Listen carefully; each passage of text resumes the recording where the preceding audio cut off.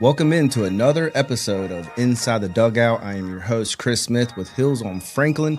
I'm excited to be joined by Lexie Roberts today, a softball player here at Carolina. Lexie, how are we doing? I'm good. How are you? I'm doing well. Look, y'all have been tearing it up this season. What's it been like so far this year? Just so much fun. Just seeing like how well the team is hitting, like all the home runs. Like they recently just broke a record for Coach Smith, like most home runs for a team she's coached, and it's just like so exciting, especially since I'm one who like doesn't hit home runs. Just like being so excited for my team. Yeah, a slapper, right? And we're going to talk a little bit about that. Yeah. But first, let's talk a little bit about, your life here in Chapel Hill, being a student here, come from Radford, right? But you've been here for 2 years. Let's talk a little bit about that. What were some of the things that you really gravitated towards when you moved here? What was kind of like one of your favorite places to eat when you got here? Still is. Purple Bowl is, I actually had it for lunch today. But one of my favorite places, just, it's so good. Like there's no acai bowl place that's just as good as that. And then like Al's Burger Shack, I was like not a big fan of it until like this year because I don't really eat burgers. So I'll get like the grilled chicken sandwich or like a shrimp burger. So those are two of the places I would say are probably like my favorite on Franklin. Yeah, Al's Burgers, just went there with some friends of mine, with Alex and Jeff, who are sitting to the side right here. Purple Bowl as well. Okay, so if Lexie is going to order something for me at Purple Bowl, what are you ordering? My go-to is just the regular acai base with strawberries, bananas, peanut butter, Nutella, and then chocolate chips with honey on top. All right, so you got a little bit of sweet and savory, Yeah. it sounds like. Do you get any protein in that? Hopefully the peanut butter is getting the protein. I'd say that's not really much protein. So that's why I try not to eat there as much, but always a good little sweet treat. Yeah, I think they do have protein though. You can. Yeah, they have like salads and like a bunch of like toast, but I always stick to the acai bowls. All right, do you drink coffee? I do. So if Lexie's going to go get some coffee out, don't give me Starbucks. But if you're going to go somewhere, where are you going to go? I go to Dunkin' a lot, so that's like one of my main places, but I've tried like Caribou, that's pretty good. I've been to 1922 as well, which is Carolina Coffee Shop's coffee shop, and that's also really good. And I've heard like their sugar cookie syrup is also really good, which I need to go try. Yeah, so love Carolina Coffee Shop. It's like getting a history lesson when you go there. They've been here forever. Let's also talk about, let's visit the time where you decided to go into the transfer portal. Coming out of high school, what led you first to Radford, up in Virginia, right? What led you to Radford to start out your career? So I only had one D1 offer. Okay. So I went on 2 visits when I was in high school. One was Radford and then one was Belmont Abbey. But like I kind of knew like I didn't want to go to Belmont Abbey, and like Radford was always like my top choice because I also had 2 other travel ball teammates who were going, and like I had talked to the coaches multiple times. They reached out to me on September 1st, and I was like, okay, like really excited. But when I talked to them, like wasn't like the offer I really wanted. So I was like, okay, like I'm not gonna make a decision yet. Kind of just like let time go, and then they ended up offering me something that could help a little more. So I ended up deciding I wanted to go there. And I was really excited about it because it was close enough to home. It was like 3 hours away. So it was like not too far, but like just enough like to kind of like get out of like the hometown. Right. Right. From Mebane, right? So that's about 10 minutes from where I live. My wife is actually getting her PhD here in social work, and she has one of her classmates that isn't from here was like, hey, I was thinking about going to this store in Mebane. And my wife was like, what? Where is this at? I've never heard of this place. Yeah. And they were like, Mebane. And finally they like showed her the name. It was like, oh, you're talking about Mebane. Yeah. I say so many people call it Mebane. It's insane. Yeah. Have you been to that coffee shop on that main street in Mebane? Which one is it? I don't know the name of it. But you can kind of get like fancy lattes and stuff. I probably not. I'm kind of like bad with coffee. I tend to go to Starbucks and Dunkin' a lot. trying to go to like more like coffee shops because my cousins and my like sister are really like big into coffee and going to coffee shops. So been getting a little bit more exploring because I also I didn't know what to order like when I would go to a coffee shop because I was always like, oh, like I've only got stuff at Starbucks or Dunkin'. So like finally like knowing what to order has helped me a lot with that aspect. So I'll definitely need to give that a try though sometime. Yeah, for sure. So, going back a little bit to the transfer portal, coming to North Carolina for your junior and senior year, what has that meant to you? Coming back, growing up in North Carolina, you were a UNC fan growing up, yes. right? And you go to Virginia, now you get to come and play for the flagship University of North Carolina. What's that been like? Just amazing. It's like honestly a dream come true. When I was younger, I was a huge Carolina fan, especially men's basketball fan. I would watch the games with my dad every time. So like Coach Kiwi is married to Joel James, and I was like, oh my gosh, like fangirling. Like I've met some of the older like basketball players. Like I met Marcus Page, and I was like fangirling so hard.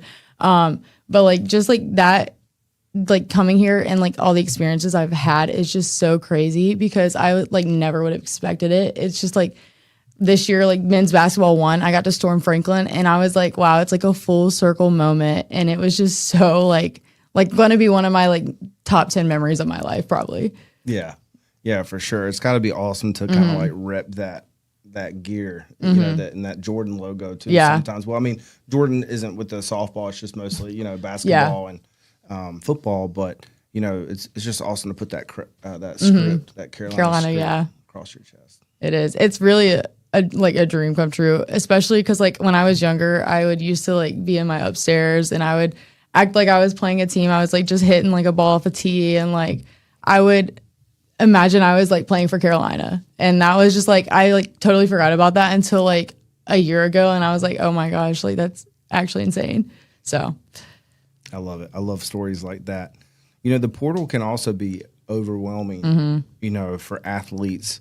What was your experience like, personally, when we were talking to Emily Leggett, she had, I don't know, 8 or 10 calls within the first day. What was that journey like for you when you entered the transfer portal? I had emails coming through. I had a few texts here and there. I kind of was like narrowing down like location because I knew I wanted to be closer to home. Before I even entered the portal, I knew like in my head, like Carolina was my top. And I was like really hoping that would work out. And like Coach Smith contacted me like the first day. So I was like, okay, like this is like a good thing. Like it may not happen like right away. Like it took like the recruiting process was a little kind of like lengthy for me a little bit, I guess. But I kind of knew that because outfield is one of the like later people I feel like that often get recruited. Just because like pitchers are like main priority, catchers, all of that. So I was going on some visits, and then like I kind of like knew like when I was on the campus, I was like, this just isn't like where I want to be. And like whenever I came here, it was just like a different vibe. Like I just stepped on campus and like I was like, okay, well, I really like it here. So can you share with us some of those other schools you went to? I took a visit at Wisconsin. Okay. Wow. I took a visit at Campbell because the coach that recruited me to Radford was at Campbell. She's now at Georgia Tech. So I was going on the visit to like kind of like see her and like because she was still at Campbell whenever I was going, but there's like she ended up leaving the same like summer as I was like transferring. So that worked out for the best. But I also went on a visit to UVA, and then my last visit was here. So okay. Yeah. So you really had some good offers coming out of in the transfer portal. Wisconsin, that's way up there. Yeah. And you want to be closer to home? Yeah. I was like, I talked to the coach and I was like, okay, like it's really far, but she's like really nice. So I was like, I'm going to like go up there, see if I like it. And then like, I kind of got up there and I was like, my parents were like, you're not going to like it here. It's really cold. And I was like, and then I was like, yeah, it's way too far. Probably. I was like, it's way too far. And I like, my dream was Carolina. So like once like I got like the offer here, I was like, I made the decision and like the next day. So what was the visit kind of, like when you came here? Was your family with you? Yes, my mom and my dad came. So funny enough, my mom's a Duke fan. and my dad is a Carolina fan. So that's why I've been a Carolina fan for like my whole life. Whenever he was here, he was like, oh, like so excited because he also is just like, this is like kind of surreal. We came on the visit. I remember it was like around 9 a.m. I think is when we got here, like toured the facilities, went to Sutton's to eat, did like photos, and like I got to take my photos in the football area. So that was also really cool. And like it was just, the coaches were so like caring and loving and energetic, and I just like loved the energy here like the most of like anywhere else. So how was it important to find really a good, hitting coach as it relates to slapping? And we're going to talk about that because you're a slapper, right? Is that harder to find a program that's really going to fit you as a slapper? Yeah, I at Radford, I actually didn't have a slapping coach. My coaches really didn't know much about it. So whenever I was at Radford, I watched the UNC game, and I noticed how like many slappers they had in their lineup. And I was like, that's like an insane amount of slappers. Because I think at one point they said they had like 6 in their lineup. So I was like, that's crazy. But whenever I was like about to enter the portal, like when I said Carolina, I was like where I wanted to be, like knowing that before I like was officially in the portal. The main reason was because I knew they were very, very big on slappers.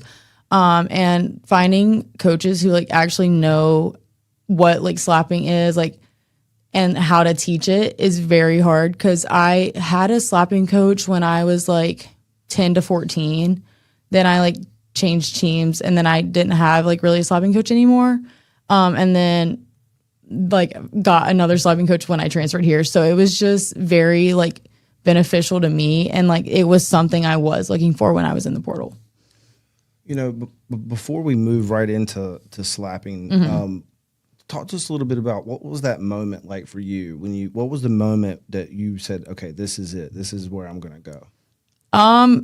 Kind of just like when I was on campus, it was just like a comfort. Like it was like I was at peace, kind of like nothing like was going on in my body. I was like, I felt like this is where I was supposed to be, because I wanted to be closer to home. Like most of my family lives here. So just being able to like be close to family, and then like also being a UNC fan, like it was just all like the pieces like were like, it was like everything was like fitting to like the way I wanted it to. Awesome. Love that. Let's talk about slapping. My friend that's sitting off to the side here is Jeff Blackwood, and he was bringing his daughter to one of the softball games. I believe it was this year or last year, and his daughter said, "What is she doing? What is that? Can she do that? Why is she? What is she actually doing? So from the get-go, tell us what is slapping." Basically, slapping is kind of like running through the box on the left-handed side. So you'll like bring your right foot back and then step over with your left and then like swing through the ball. It is basically to help you get to first faster if you're fast. So there's like many different types. You're going to have a soft slap, a chop slap, a drag bunt, and then like a hard slap. And I didn't have 2 of those when I got here. So that has been a big improvement in my game since I've been here, and like just shows you how much Coach Kiwi has really helped me since I've been here. Which ones? Well, let's talk about that in a minute. What's the mindset, when you step into a box? Take us through that. What determines if you're going to do a soft slap, a hard slap, a drag bunt? Yeah. And there was another hard slap. Yeah. Hard chop slap. Hard slap. Yeah. Yeah. What? I mean, because I was watching you live one day through the process, and I was like, man, there's a lot going on. Like the kind of the walkthrough, and then the deciding to swing or not to swing, and now I'm learning that there's 4 different types of slaps. Yeah. Going into it, have you already made up what type of slap you're going to do? It honestly depends. Sometimes I like change like every pitch. So I'll like read the defense. If third base is like playing like in my face and it's like nobody on, I will tend to like either use like a chop or a hard slap. But if there's a runner on first, I will like bunt it because I'm trying to move like Sanaa to second so Emily can hit her in. And then whenever like if I get 2 strikes on me and there's a runner on first, I'll usually try to go with the soft. So like that way me and Sanaa both have a chance of getting to like being safe. So like honestly bunting, it's a win-win for me in a way, because I either get like I'm like doing a job, but like I also have like the possibility of getting on. So that's just something that's like really beneficial for me, and like I get like my job done, but also like could be an extra runner on base. Yeah, and you've been on an absolute tear lately. I can't. Thank you.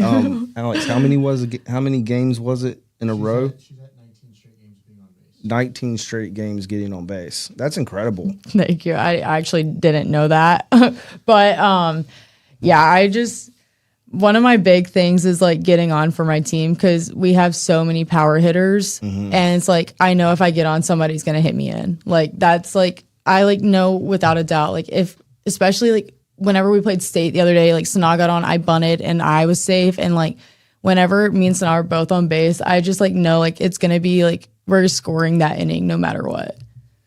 Yeah. And so what 2 slaps did you have when you came to Carolina? I really only had a hard slap and a drag bunt. So I had no idea how to chop. And that has probably become like one of my favorite slaps that I use. Especially on our field, because we have like a decently hard field. So we just have to like basically get the top of the ball and make sure it like hits the ground like right in front of the plate to get a big hop. And then like if it gets like a big hop, multiple hops, I usually will be safe if it goes to shortstop or like up the middle. So that's like something that like I was like really grateful for like having. It's one of my like favorite tools as a slapper. But it's like a little difficult sometimes, because like some fields aren't like made for chops. So like at state, like the field was way too soft for a chop. So I had to like use my hard, my bunts, or like a soft. So that's what I stuck to like this past weekend. So it really like changes game to game depending on the field, especially. Okay, so I love discussions like this, and I could go on forever just about like this strategy. So my mind's like, state, soft field. Did you know that before going to state? Did they already know that? Like the coaching staff's already prepped you for that? Yeah, Coach Kiwi like does a lot. She watches a lot of film, especially for slappers. And she like knew like the field was probably not going to get any hops. So she like was like, okay, main goal is we're going to like try to beat them with soft, or like you're going to have to do hard, because like chop is not going to work on this field. Because I was like getting like I would accidentally like chop at state and I was not getting any hops. Like it was like just like 2 hopper to third base, and it was like I was getting out, and it was like kind of frustrating. But it was still probably really close because you're fast. Yeah. Well, there was one that I had, and the like third baseman just stuck her glove up, and it was just like that would have been like a hit on our field. And it was like, okay, figure it out. Like we're gonna have to switch something up. It was really, I just like really have to work like at bat to bat or like pitch to pitch, like making adjustments. And it's like I like recognize it after it happens, and I'm like, okay, like I need to do this. And then I'll like talk to Coach Kiwi, and she's like, I'll tell her what I'm thinking. She's like, yeah, like you need to do this and this. So it's just really nice to have someone to like talk and like who knows what I'm doing. So you as a player, I just want to make sure our listeners are understanding this. You as a player have to have a lot of trust in the Coach Kiwi to be doing that homework. So the coaches are setting you up for success. I mean, you have to execute it, right? Yeah. But you have to have that strategy given to you before every game. That's pretty great. Yeah, it's really nice to have, because she like watches so much film. She knows exactly what the field's going to be like. We played at Liberty. She's like, okay, you can get a chop here. And like, just like knowing that is like, it just makes me feel a lot more confident going into the game. What about, when y'all went to Cali, y'all played, y'all didn't play on campus because they're, building a new stadium. So you played an hour and a half away, right? Something like that, which is a whole nother conversation. Yeah. I think we had a conversation with Coach on that, but that was artificial turf. So how did that play into that? So we weren't really sure how the turf was going to like bounce chop wise. And we got to practice on the field a day before the game. And we like realized quickly, like, okay, like we're not going to get a great like chop, but like we knew like anything bunt wise was going to die.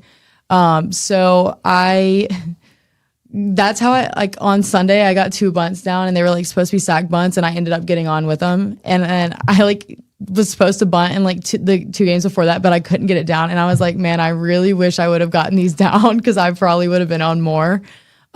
So we like knew like turf field's gonna like deaden the ball, really need to like look for soft or hard or like a bunt. Yeah. So, I mean, at Radford, you didn't have a slapping coach. And this isn't like trying to take a shot at Radford. I mean, that's, it is what it is. But, I mean, so how did you have to do all that prep yourself before a game? Yeah.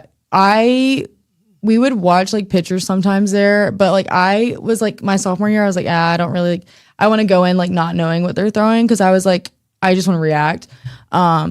So we didn't like I knew nothing about like what the field was gonna play. I kind of just like went up there and was hitting. And then I had to kind of figure out what I was doing wrong in my at bats and like how I could make adjustments. So like that was something that really was a little frustrating for me as a player because I was like, I don't know what I'm doing. And then it's like I don't have anybody to go to. So I really had to like watch my own film a lot. And then like I would talk to my dad about it after the games and he's like, oh, I think you're doing this. So that was just something that it's like coming from that to this, it's like an insane difference. Yeah, it probably lets you just relax. Relax and actually enjoy maybe being more. I mean, even though being a college athlete is, which we're going to talk about is hard in itself, so it actually maybe lets you have the opportunity to enjoy it. Yeah. Maybe a little bit more. Yeah. I will say, like, ever since I've been here, softball has been so much more fun for me, like, especially mentally. Just like, especially like having coaches like who like believe in me, even when I don't like maybe believe in myself. It's just something so nice to have because it's like, I don't believe I'm doing well, but like they know I can do it. Like if I don't think I can, like, it's like, oh, like I'm having a little bit of self-doubt. They're like, no, like you can do it. Like we've seen you do it. Like we know you can do it. You have to believe it. Yeah, and do you know what it means to like crash out? Like, oh my God, crashing out. Like you never. I don't know. They're all laughing at me over there because like trends, go away so quick. Yeah, like just hanging around y'all and around the facility. I've learned stuff. So many more. And like types of games y'all play. But what's your game name? I actually don't play Among Us. Yeah, I'm like one of the few who actually don't play it. I like to like basically watch. Don't have any friends on the team. I do. I do. I like hang out with everybody, but I like it just gets really intense for me. They scream at each other and it stresses me out. I'm like I would just rather like watch from a distance, and I also like have never played the game before, so I'm like they're all like good at it. I'm like I'm gonna get killed every single time. Yeah, I'm sure social media confused a bunch of followers a few posts back. Yeah, that actually used Emily's Among Us name, Bear Sunken. Yeah, like it felt great that I knew that, and if you had watched these episodes, you would know, right? So that maybe that's a desire why you should watch these shows, right? So you can learn these little inside jokes. But Alex or the social media team put that up and was like Bear Sunken. I forgot what it said. Ejected this ball. Yeah, ejected this ball, and everybody's kind of like, what? And I'm like, heck yeah, Bear Sunken did. Yeah. Let's go. Yeah, let's go Bear Sunken. But what I was going with crash out though is like, Coach Smith. They just, like you talked about, just loves y'all for humans first, right? And I catch myself sometimes just like, not that I don't love y'all as humans. It's like, when I'm watching on TV, say like y'all are in Cali or something, the base is loaded and like, somebody gets out. I'm like, oh my, on my chair, like just crashing out and just, and I caught myself one time because I saw like the people that were left on the base and definitely the hitter that maybe had just struck out or grounded out or whatever was like walking back, and coach was just like, not being nonchalant, but just like she's on her, not trying to make fun of her, but she's on her clipboard, man. Just like she's got her clipboard. She's always got her clipboard. She's doing something. I will say, like, I think also this year we like know like, oh, if we didn't score this inning, like we know it's gonna happen eventually. That's like the one like thing like this year's offense. It's just we don't like really panic, and like everybody knows it. Like you can like feel it, especially in the dugout. Like we're like, oh, like whatever, go get the next one. And that's like a big thing for Coach Smith. She's like, next one. Like she doesn't like people saying like, oh, that's my bad. She's like, no, like we're gonna focus on the next play, next at bat. Like forget about the past. So let's talk about Coach Smith a little bit, if you don't mind. I know it's not in our notes. Is there, and if you need to like finagle around this question or just like look at me and we can not answer it. Not want to get you in trouble or anything, but is there anything like that Coach Smith does where it's like, all right, it's time to lock in? Whenever we're at practice, there's like some moments where we'll have like a few like mess ups back to back, and it's like you can tell like she doesn't like really yell at us, but she definitely has like a little bit of a voice tone like change, and we're like, okay, like we like need to have like a group meeting, like we need to like figure this out. But like she really expects us to kind of like deal with things like ourselves, especially as a team. She really like wants us to all like be super close and like drama, like no drama. Like she wants us to figure it out because like we don't like want like coaches getting involved in it anyways. And like if the coaches are getting involved, it's like way past. Yeah, way past it. So like our team's like really good about like handling stuff by themselves. And like we really like when Coach Smith, like we're out practicing and like we notice like something's going wrong. Like we have like a few errors like in a row and we're like, okay, like can we like huddle? And she's like, yes. So like we really figure it out kind of before she gets to the tone. But I will say like one thing like throughout games that I feel like has been something she's gotten mad about is like maybe energy a little bit. Like there's some moments where like our energy is just not really up. So gotcha. Just wondered, you Yeah. always, what is Coach Smith? Do you know what she's doing on the clipboard?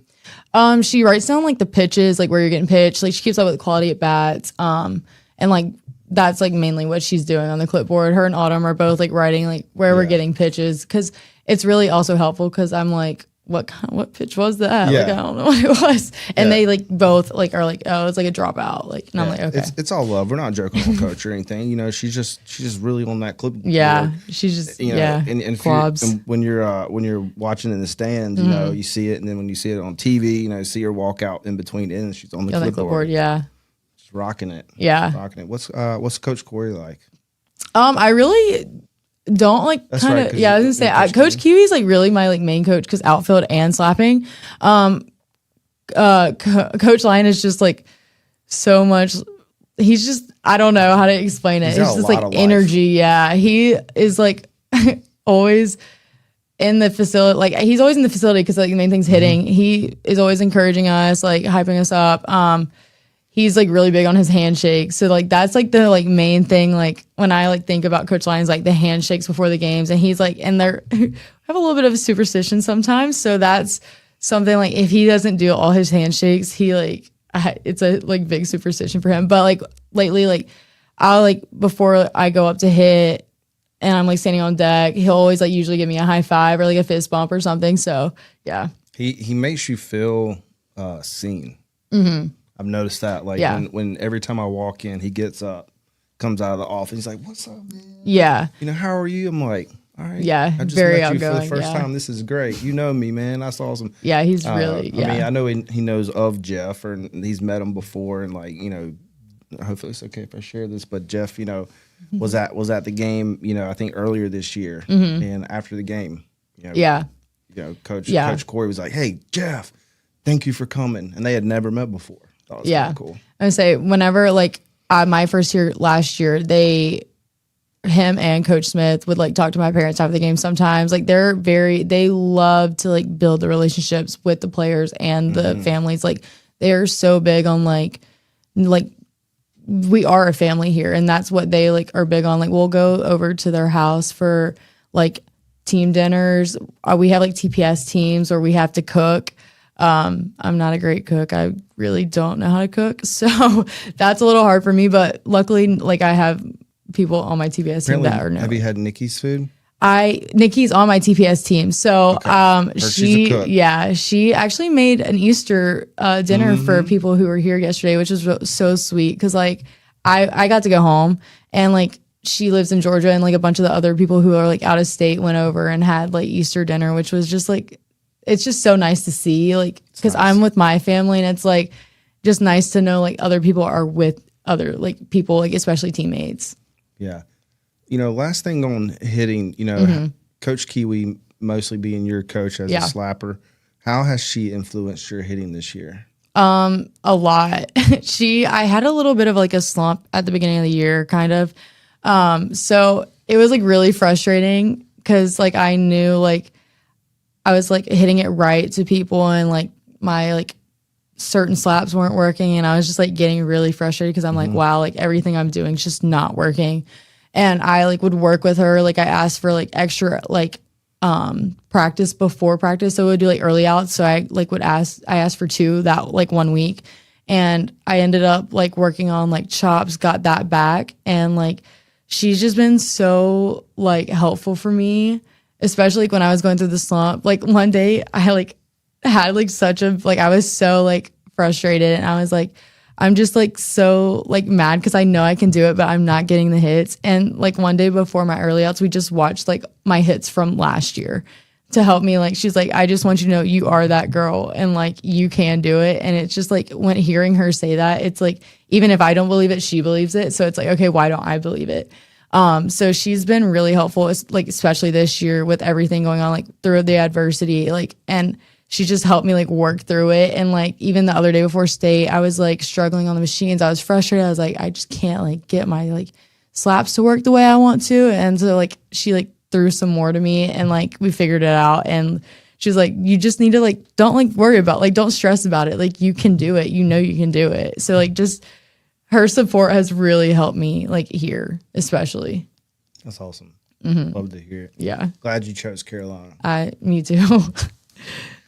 Let's talk about, we haven't talked about this in bits and pieces, but we haven't done a whole segment on talking about what is it like being a D1 athlete, the day in the life, what's it like for you, a typical day handling, practice, classes, relationships, friends, family. Yeah. What's that like? Well, I currently am underloading, so I only have 2 classes this semester, which is really nice. But like I have done it, like I've done like 5 classes in a semester for like I've done 5 in season, and it's really like time management is like really big, what you have to focus on. I would say like honestly, like I'm like it's like really bad. I have 2 classes, and this is probably like the least productive I've been like school wise, like all 4 years. I'm like, I don't know like what it is. I don't know if it's like because I'm a senior and it's like, oh, it's like right there. But I like will notice like I'm not like focused as much on school. Like I'm definitely in like the softball mode right now, especially senior year. So, but like I'm still doing my classes. Like I'm still got like good grades in there. It's just that's like something I've like noticed lately. But I will say like it can be a little challenging, especially freshman year. Like you come in like especially to a university like this, like it's very high academic, so it's very different from high school. You kind of just I will say like the first time I really had to study was here. And like last year there was like one class I was like studying for multiple days, multiple hours. Like that was something that was really big. It's like you need to like study when you get to college, and it's like hard to like realize that. It's like a wake up call almost. But like friendships, a lot of my friends on the team, but I also like have like I go to church at Grace. So I will like go, they have like a Thursday night service, so I'll go sometimes after practice. And then like I did a disciple group with them like on Tuesdays, so I would go like straight from lift. Like this was like a few weeks ago, so I would go straight like from practice to lift to that, and then I would get dinner after at like 8 or 9. And it was just like you can like make time for like other things in your life. You just have to like realize what's the most important at that moment. Like if you have a test, like you probably shouldn't like go hang out with your friends and watch a movie or something. Like you should probably be studying for the test. Like just like realizing what is like the most important in that moment and like what you need to focus on. But it's like I would say it's like very manageable as long as you like put like your effort and time into it. Yeah. So what's, coming from Radford, to Carolina, what was the biggest adjustment for you? I would say when I was at Radford, I took a lot of online classes, and like here it was all in person. So I was like, oh, this is going to be like a long day for me. And like, I also like Radford was such a small campus. Like I was like walking everywhere. I had to like drive here. And then I had a scooter last year that was like a whole thing. I was not good at driving my scooter. Didn't know? No, I was so bad. Why? I wrecked it a few times. Yeah. But I only had one that was really bad. But like that was something that I was like, this is like a big change for me. It was like definitely like having to like scoot or bike to class. But I like didn't have to start like studying until like really last year. I was like, oh, like I can't just like I can't just like think I know the material. Like I actually like have to like learn it more. And And then like I didn't really go home a lot last year because I lived 10 minutes away. So I would like stay at the field all day, and it was like it was like kind of different for me because I would like go to class and then go back and take a nap half the time when I was at Radford. But like here I was like, I don't even have time to go home. Like I'm just gonna have to like I need to just like figure out my sleep schedule better. So yeah, you talk, definitely if you come here on a practice day or while practice is in session or a game day. Yeah. I mean, down there on a game day by where y'all enter at, it's just flooded with scooters and electric bikes. Yeah. I'm gonna say I actually have a bike this year, so haven't gotten a wreck yet. Hopefully I don't. Yeah, knock on wood. You're biking this year? I am biking Is it this year. electric? Yeah. Okay. Yeah. I was like, well, my scooter also got stolen last year. So it was actually at the field. We got back from regionals and I like got this like gut feeling and I was like, I like really should pack this up. And I was like, I'll just get it tomorrow. Like I'm coming for my exit meeting. I'll get it tomorrow. And then I show up the next day and I'm like, my scooter's not here. It was just gone. So I was like, oh. Did you ever find it or? No. I was like, well. I think it was Emily Leggett that had her bike. Her scooter. Emily has a scooter. Did she have her stolen too last year? There was a bunch of people. There was like 10 bikes and scooters that got stolen and they were just like in the woods back there. And like one of the girls had an air tag on her bike. So they like, that's how they found it, like called the cops, like the whole police department was here, like getting the bikes and scooters and they had to like go and claim them.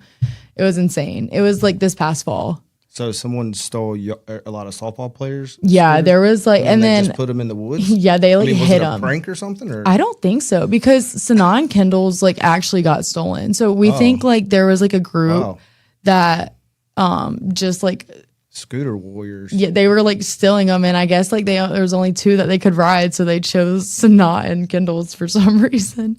Which Sanaa has like she had a customized like NIL bike.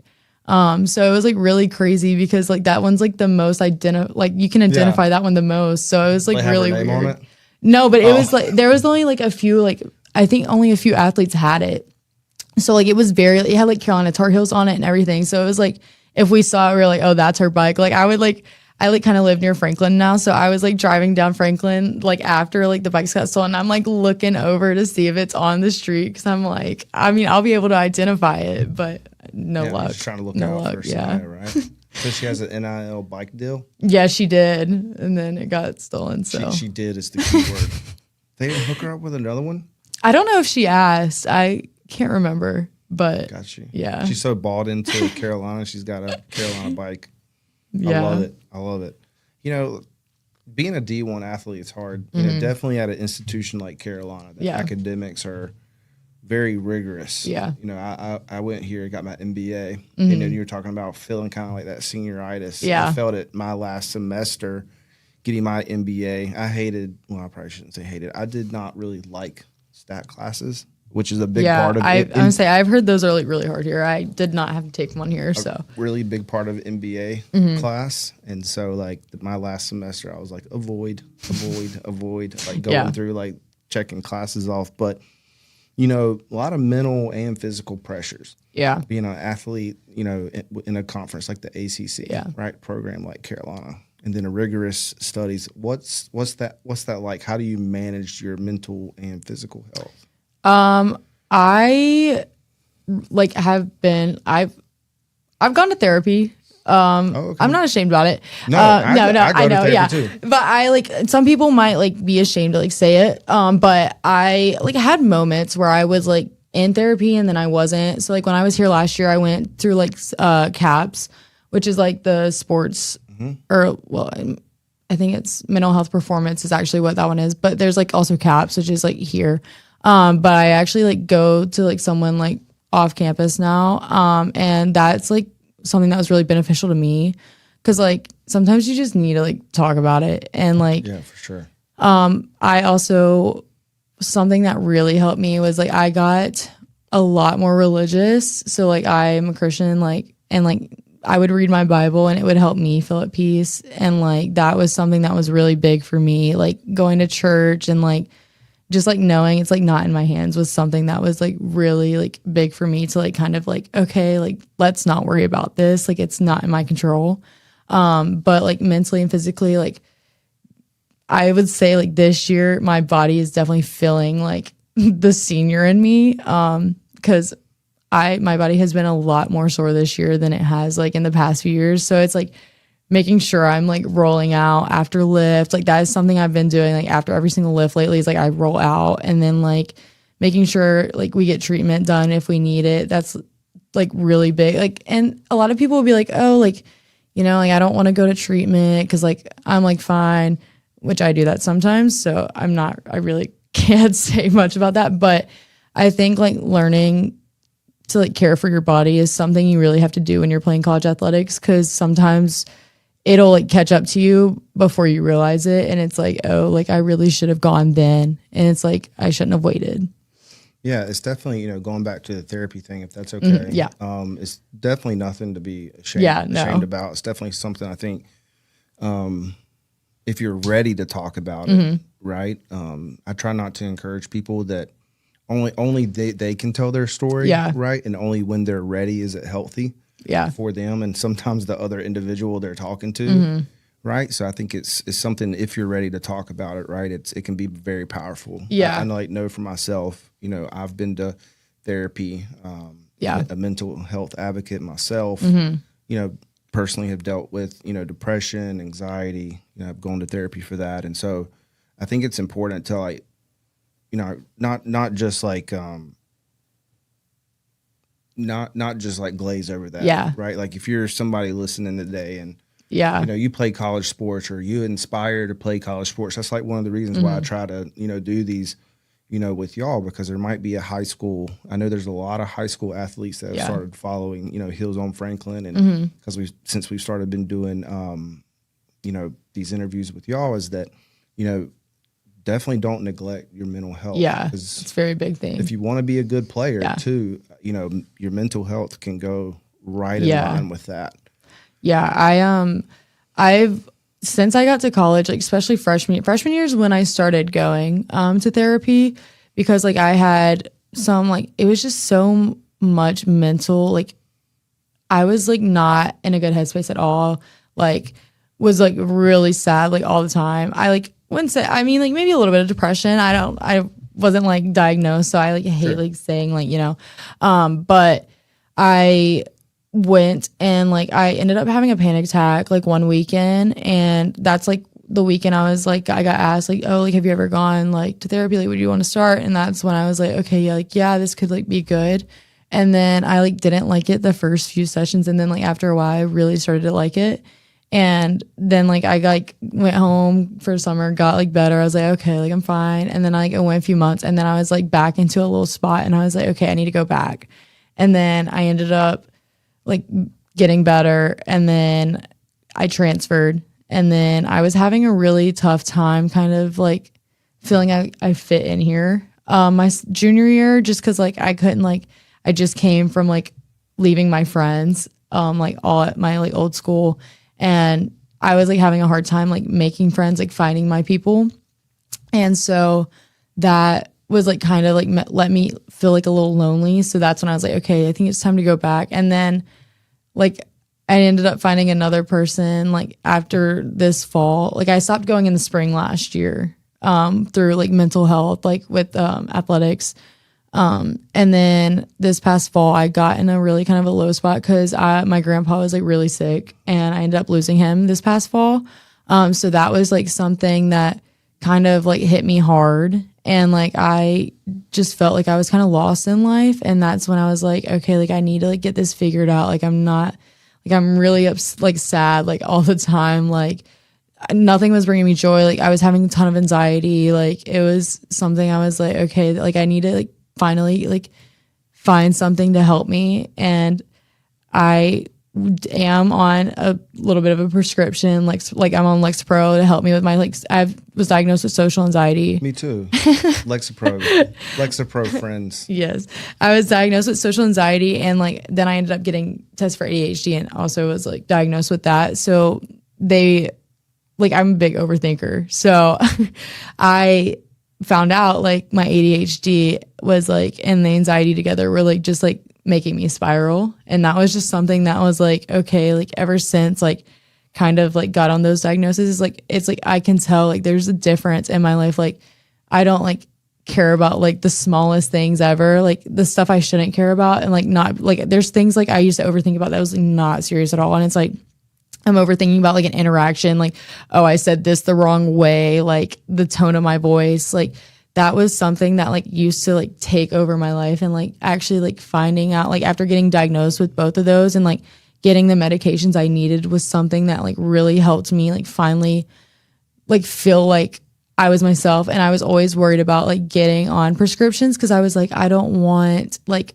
my personality to change. But like after getting them, I realized like it just like helped my personality come out even more. Right. Which I'm not saying like prescriptions are the answer, but like for me, it was like what like helped me. Yeah. Well, Lexie, thanks for being vulnerable with that. Hopefully, maybe somebody's that's listening, you've maybe inspired them or helped them out. So if you are listening and you're encouraged by Lexie's story and maybe some of mine, just tagging along with you there with a fist bump as Lexa Pro friends. All you just go on Google, right, and just turn your location on and just put therapist near me, and something will pop up. And if you're having a low point in life, it's always good to reach out because you're definitely worth that. Yeah, I think also just like knowing there are people there for you is something you need to remember. Like I am very big on like mental health. I may not like show it like as much as like people like I may not like be like very big on like showing it, but like there are like things that I'm like, okay, like this is something that like I think is important. Like I was scrolling TikTok one day and like there's this video and it's like talking about like suicide and like the day after you commit like all this stuff, and it's like what you're like missing out on. It's like not to like guilt trip people, but like it's like bringing awareness to like one thing that I like to like go by is like one thing that's going on in your life today is like not, I'm trying to remember what it is. It's something like don't end your life for like something that's like going on. I don't remember. I can't like, it's something like about the future is like so much like bigger than like one small moment that's going on in your life. Like it doesn't like define you. Like that's like something like, especially like that helps like religiously for me is like knowing like God forgives you of your sins, like what you've like made like mistakes in the past, like just know like you're forgiven and like your mistakes don't define you. And just knowing like there are going to be there's so much more out there for you than like what you may think you like are dealing with right now. It could feel like the end of the world, but like it's not something that it's not going to be like that forever. Yeah, totally. Thanks, Lexie. Love that. Yeah. Thanks for opening up about that. I'm gonna talk about the team chemistry just for a little bit. Being able to come from another program to this program, you definitely have seen a lot. Yeah. Right. What has stood out to you the most about the culture here at Carolina that Coach Smith and her team has been building? I think honestly is like just how like close our team is. Like everybody just genuinely enjoys being around each other. Like there's never a dull moment. Like there's always like I'm always laughing when I'm here. Like I'm never going through like any like day without like somebody saying something and then like me laughing about it. Cause it's like just the smallest things. It's like they'll make jokes and I'm like, dude, that's like so like literally like it's just so funny. And then like the culture is like just knowing like our coaches, like they're very loving, very caring. Like we would do check-ins in the fall to like see like how we're doing, like how we're adjusting, like how everybody's like how softball, like all types of things. They really want to get to know you like as a friend. They're like, I don't want you to think of us like as just a coach. We want you to like be able to think of us as friends too, because we want that bond. Like we want to know what's going on in your life. Like we want to know like we outfielders will like make bets with Coach Kiwi. And one of the bets is like we like have throwing progressions and we have like ball at the very end and like we're supposed to like aim for the ball, like one hop it. And we will like bet, we're like, okay, Coach Kiwi, if we're like betting, like we're going to hit the ball today. And she's like, okay, like if you hit it, we're getting ice cream. Or like we like went to Pelican Snowballs last time. But that is something like we do. And then there was one, like Sahara like hit the ball and she's like, oh, you guys didn't call it. And then like the next throw, like I hit the ball and I was like, well, now I guess we're getting Pelicans. Yeah. So, but like that's something like we go and like we'll like talk to her and like just like digress our life. Like we're like telling her everything going on in her life. And it's just, she's just listening. Like we're always having a good time, always laughing, like never a dull moment here. You've been here for 2 years now, right? And so you got to see some transfers come in this year, freshmen coming in this year too.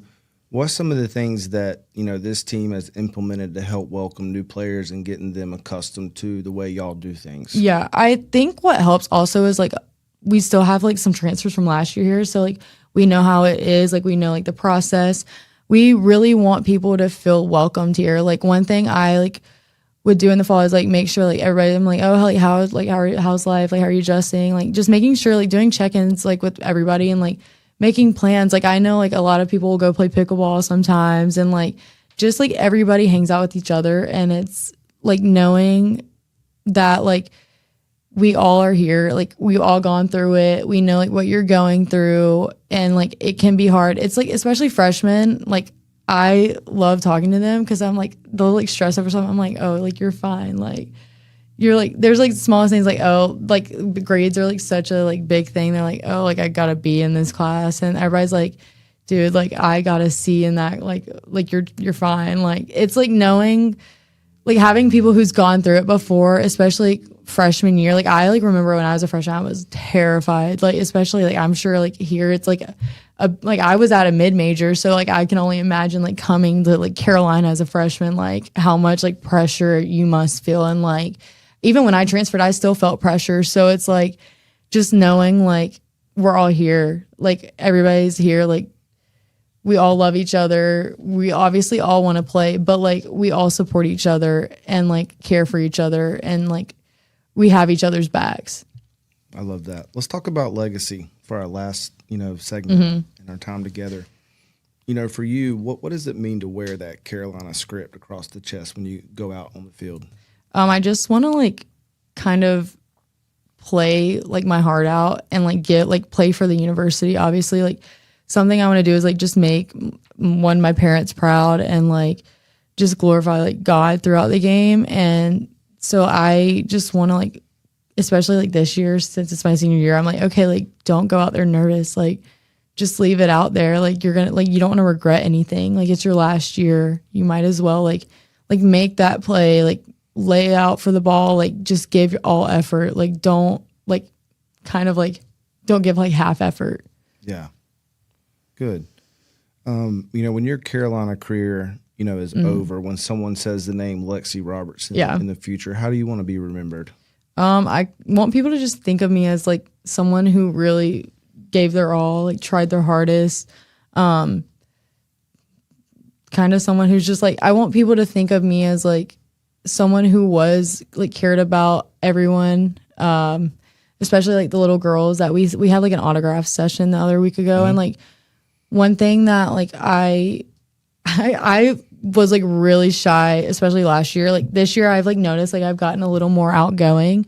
So one thing like whenever we are having those autograph sessions, I like to like kind of like connecting with the little girls that like come to the games is like huge because like we have like talked about this and we have like little sisses this year. So like connecting with little girls who like look up to us, it's like I want them to like think of me as someone who was like in their life and like actually like was getting to know them and like actually cared about them. Like I don't want them to think like, oh, like they're just like I'm just like doing like what I'm told. But like I want people to think of me as like someone who does like care about everybody, like a good teammate, like all of that stuff. I want to be remembered as someone who was like always giving their effort, best effort and all of that. Like just someone who was like all around, like not just an athlete, but also like a friend and like a good like player to coach. Good. I like that. And last question, you know, players coming after you, or maybe there's some listeners out there that are hoping to go and play, college softball, whatever level it may be. What's some advice that you could give them? One thing I will always say is like, don't put too much pressure on yourself, because like that's something I've done in the past, and it really does take the fun out of the sport when you're like worried about like, oh, like I need to do this, like I should be doing this. Like, granted, I still do it sometimes. I would say like the moments I have like the most fun is when I'm just like in the moment and I'm like surrounded by my team, like just like Lindsay hit a home run the other day after, I think it was Raina hit one right before her, and it's like seeing like that in like real life, like just like the happiness, like I like was like almost in tears because it was just like, oh my, like it was just so like so much happiness. Everybody's so happy for her, and it's like those are the moments that you're gonna remember the most in college, is like that, instead of like nobody's like gonna go back and be like, oh, like you hit this, you hit that. I mean, like some people might, but that's like not like what college athletics is for. College athletics is like you have to like really, it's like friendships. Like I've found like my future like bridesmaids like playing this sport, and it's something that like college, you don't want to like just focus on, like don't like identify yourself as an athlete. You want to like you're gonna like go down like a spiral in a way. I feel like if you're like constantly like, oh, like I have to do this, like I have to do this. I will say like extra work is a big thing that our coaches will like notice, but I would also say like know when your body needs a break, because sometimes like if you're like extra work is great, but I like know when my body needs a break, and sometimes I'm like, okay, I'm just gonna like chill today. So like I think just knowing like when your body, like what your body's telling you, just enjoying the moment, like all of that is like two of the biggest things I think are like my like key takeaways. Good. Well, Lexie, thanks for hanging out with us today. Of course, thanks for having me. We appreciate you. Did great. Thank I know you. you came in like a little nervous. Yeah. So I mean, look, you've been on base 19 games in a row. You need not to be nervous of anything. All right. Okay. Cool. Yeah. And then last thing, do you want to share where people can find you on social? My Instagram is Lexie Blair. I have an E in my name, so it's Lexie. You're on Twitter too, if you didn't know, but yeah, it's like very low key. I have like no followers. It's like a kind of a spam account. Like I just go on there sometimes. Tagged you in before. Emily was like, "Oh yeah, I do have a Twitter." And then Lily was like, "Oh yeah, I do have one." I do have a Facebook, but I use that more than my Twitter. I'll go on Twitter every now and then. And it's like I'll just like see like I just keep up with like the softball stuff. Like that was like I actually got Twitter like when I entered the portal just to see like where everybody was committing, and that's like my favorite thing each year is like just snooping on people. Yeah, I just love to see like where people end up going. I wonder where Janice is going. Is that what you were doing? I'm like I get on there. I'm like, oh, this girl like is transferring here. Like I'm like, dang, like. Basketball too, the transfer portal is going crazy right now, so I'm like, I don't want to talk about it. I have no idea who like men wise have entered the portal, but like I've been seeing a lot about the women. Yeah, Jaden Young and just entered today, and Isaiah Dennis so far. Okay, but we have a new coach as of today, so maybe that will help. Yeah, but Lainey Grant. I did see that. Yeah, that's a rough one. Yeah, we don't have to talk about that. I'm gonna say I'm not mad about it. I'm sad. Yeah, I was gonna say she's really good. Because it's not even just that for me. It was that I'm off on a tangent here, but I don't want to sound weird because like I'm a 37-year-old dude, but when she was interested in Carolina, I started following her journey. Yeah. Right. And this is not like guilt trip her or anything. Like go be great wherever you go. Like I wish you nothing but success. Like her mom, it's either her mom or her grandma. I don't know. Mm-hmm. Follows me on Twitter, and we've communicated, and Lainey and I have communicated a couple of times, and she's been great to my daughter, like giving her high fives and stuff like that. And but I've been following her since her like junior year, and then following her when she posts, and like Chris, her trainer in the off season, and so just like seeing her like now for 4 years, and then like I think it was like so like not expected. Yeah, that's where it kind of like hit a lot of fans. But I was like actually with like Lily and Shelby, and Lily like was like, I think Lily has a class with her maybe, and she was like, oh my gosh, like she's entering the portal. And I was like, oh. I was like, wait. Like I was like, is that like, I like didn't watch a ton of like our women's teams. Sure. So I was like, wait, is that number like 0? Or I was like, that's the one that's like really good. Like I was like, I knew who she was because like my dad watches it a lot, and he would always be like, she's so good. So I was like, dang, that's like kind of a big loss. But my approach with, and I really encourage people, when students when athletes hit the portal, it's just wish them well. Go be great. It's your decision. You don't owe us anything. Yeah. Just go be great. Yeah. And sometimes like I will say like speaking like with other athletes who I know have entered the portal in the past, especially like here, like there's like more going on than people will know. Yep. So like that's something that is also to keep in mind. Like I will say I've seen like multiple times like people getting hate for entering the portal. Like, and sometimes it's just not the right fit. Like sometimes that school just isn't the right fit, and it's like sucks. Or they've been told to hit the portal. Sorry? Or they've been told to hit the portal. Yeah. Because we don't have a spot for you anymore. Yeah. I would say, and then like also like, I don't even know where I was going with that. But like, just like, it's like crazy to see like Elliot Cadeau now too. It's like going to be playing for a national championship. And it's like, maybe like Carolina just wasn't the right fit for him. Like, and it's like nothing to hate about. You just gotta like be like, oh, well, they're doing better there. So like maybe it's just like not the right fit. Yeah. But all good stuff. Yeah.